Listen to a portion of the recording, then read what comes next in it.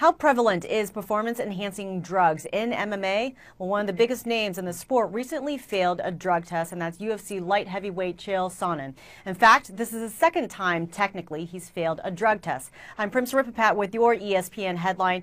Joining us now is MMA writer Brett Okamoto. So, Brett, what were the two substances he tested positive for? The two substances that Chael Sonnen tested positive for are classified as anti-estrogenic by the World Anti-Doping Agency banned substance list. Basically, the names of them are anastrozole and clomiphene. They are two substances that you don't see a whole lot of when it comes to combat sports failed drug tests. They're not considered an anabolic steroid. What they do is they're supposed to block estrogen hormone levels in the body.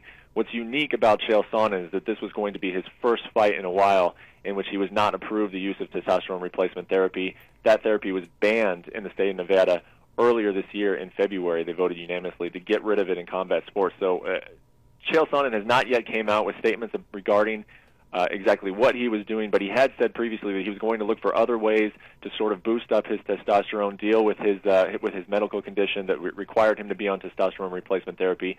And you got to assume that this is what he turned to. Unfortunately, it's a banned substance. Well, obviously, we don't know what kind of consequences he will face at this time. But, Brett, how might this affect Sonnen's schedule moving forward, including his fight against Vitor Belfort on July 5th? Well, from what I'm told, that bout on July 5th is gone. He will not be fighting Belfort at UFC 175. And in terms of what this means for Sonnen's career, we're going to have to hear from him. When TRT was banned, Sonnen came out and said, I'm going to need to find other ways to deal with my hypogonadism, which he says he was diagnosed with in 2008. He said, if I can't find ways to deal with that, I'm going to be forced to retire, and that's fine. You know, this is a rule.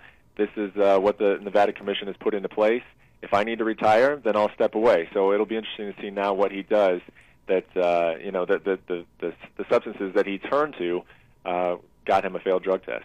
Brett, this isn't the first time a fighter has tested positive for PEDs. I'm wondering about the fan base. How big of an issue is this within the MMA fan base? You know, PED use in combat sports has always been and will continue to be something that the fans talk about. It's something that, testing by athletic commissions, it always needs to improve. There's no way that it can ever be too much. You know, the more testing, I believe, the better when you're talking about combat sports. I think in this particular instance, fans of this sport are just so sick of the TRT and the residual effects of TRT, because basically this situation was brought along because of the fact that Sonnen was approved to use TRT in previous bouts. Now he's forced to come off of it, so now he's scrambling to come up with other methods to cope and to still compete in the sport. And I think fans are just ready for that whole thing to go away, and eventually it will. We're still seeing some of the side effects of it, but eventually TRT will be a thing of the past, just not today. Understandable. MMA writer Brett Okamoto, thank you for your time today. Thanks, Brim. All right, we'll keep you updated with the story. Keep it logged on to ESPN.com.